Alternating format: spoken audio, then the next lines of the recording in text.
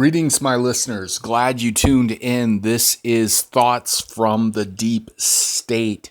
I'm coming at you live. Won't be live when you listen to it, of course. But what's on my mind today is the federal agencies that we have and the role that they play, which is huge in the whole makeup of how our country operates.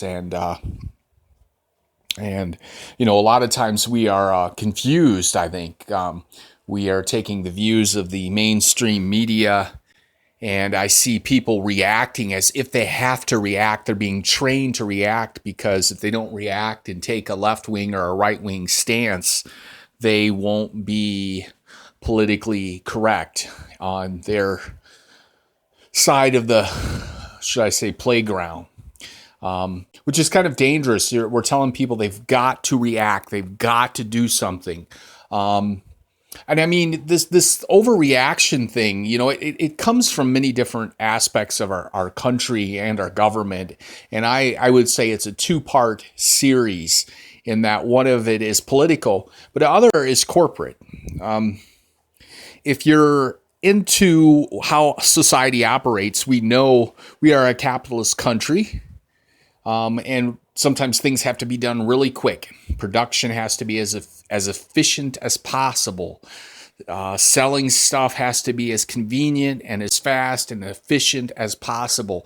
All assembly lines need to run as efficient and as fast as possible. And so things get transferred. Ideas get transferred.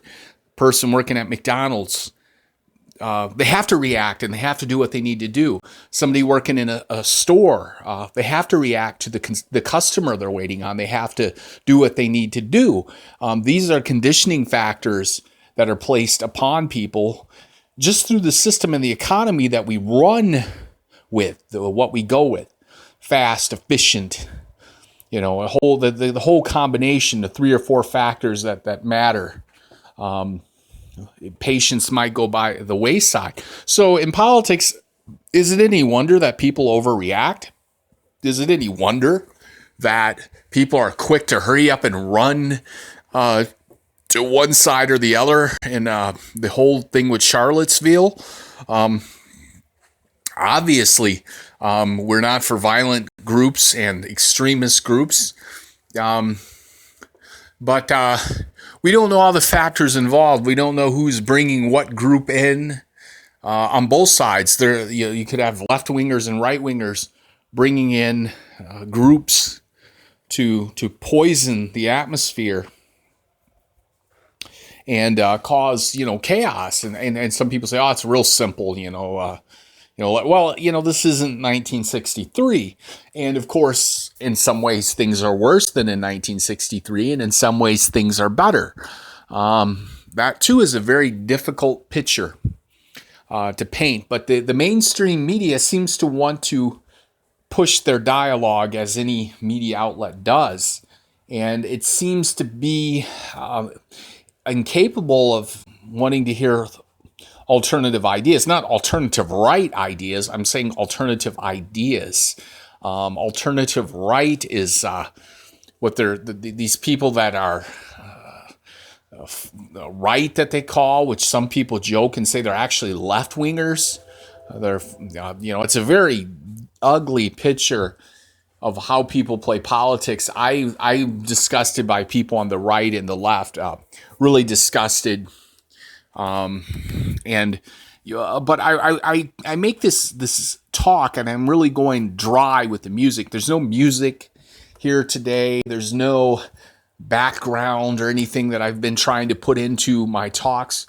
I just want to be straight with it because the convoluted message we're getting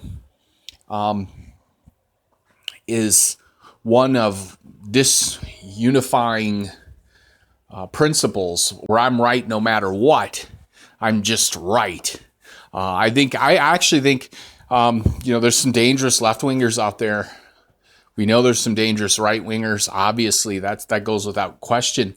But, you heard people just cussing up a storm and threatening people, and they were on the left.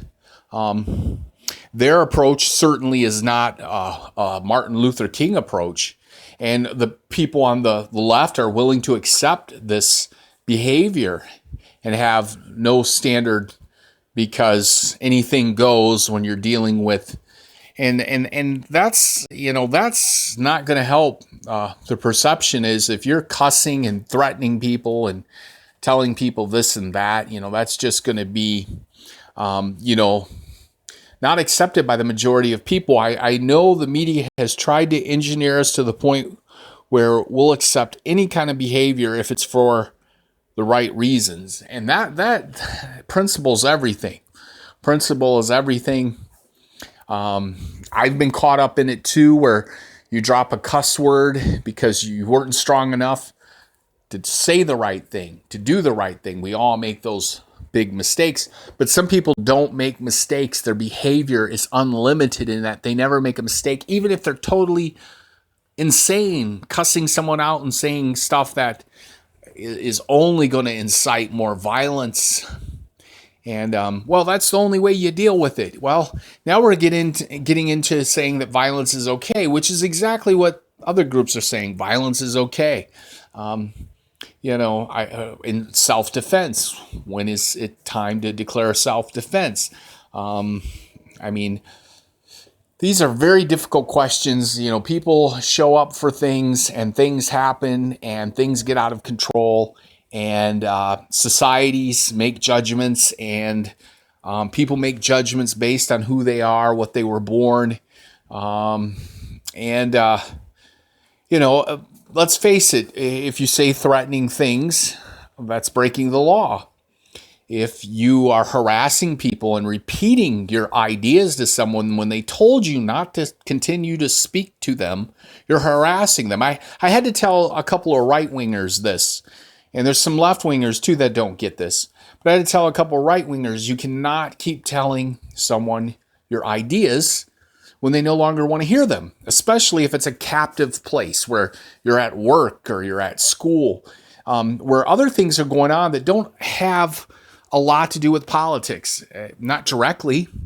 And you just can't keep repeating your ideas, whether they're right or wrong in society's ideas. There's a thing called harassment. We're always talking about sexual harassment. I notice how little attention we pay to the idea of just plain harassment, that people now have confused freedom of speech, and I think they're both on the left and the right, with the idea I have the right to harass you and keep repeating my idea to you. No, you don't. You don't have that right. That's harassment. That can cause emotional distress, post-traumatic stress disorders, all sorts of problems. And then all of a sudden you get these right-wingers and some left. They'll act like, well, you're supposed to be a big man and take it. Words don't hurt people. We are learning through medicine that those are insane ideas, that words don't hurt people. People's health and even people dying probably comes from stress, bad verbal interactions with people. You cannot say anything to anybody. That is not your freedom. Freedom of speech is not complete freedom. It never has been. There are all sorts of clauses about freedom of speech. Pick up some law books, okay? Federal and state, and find out exceptions to free speech. Free speech is one thing. Telling somebody constantly what you think is something totally different. If I keep telling you, you have to like spaghetti, you have to like spaghetti, you must like spaghetti, you must like spaghetti, and I start following you around saying, you must like spaghetti, you cannot say anything bad about spaghetti. Now, I can't do that, right? I can't. But I know that there's some very young right-wingers and probably some left-wingers that think they can just say their opinion. And that's their freedom. When they're affecting other people's freedom. Freedom to be away from their ideas. Freedom to be away from left-winger and right-winger and all this stuff. Freedom to be away from Winger, the rock group. Anybody remember Winger? Oh, never mind. Well, this is Thoughts from the Deep State, going deep this time. Maybe saying some things I shouldn't have, maybe saying some things I should have. But, it's very confusing.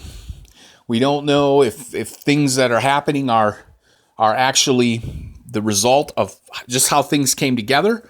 Or do we even have federal groups, political groups, government groups, all these groups coming together to create what we've seen in Charlottesville? And that's a conspiracy theory, I know. Some of it's authentic, sure, I guess. People dying, that's authentic. I don't question that. I question how the events get organized and put together, and what role government, federal, political groups all play in this. As many said, there could have been more security at this thing, undercover closed police officers.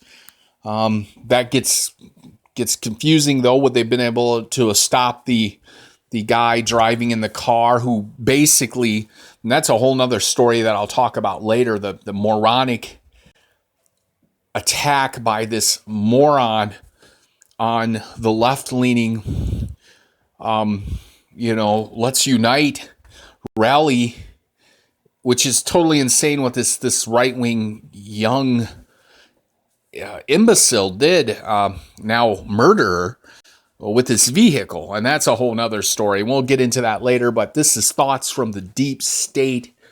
I'm signing off. Hope you listen, like my station. Thank you.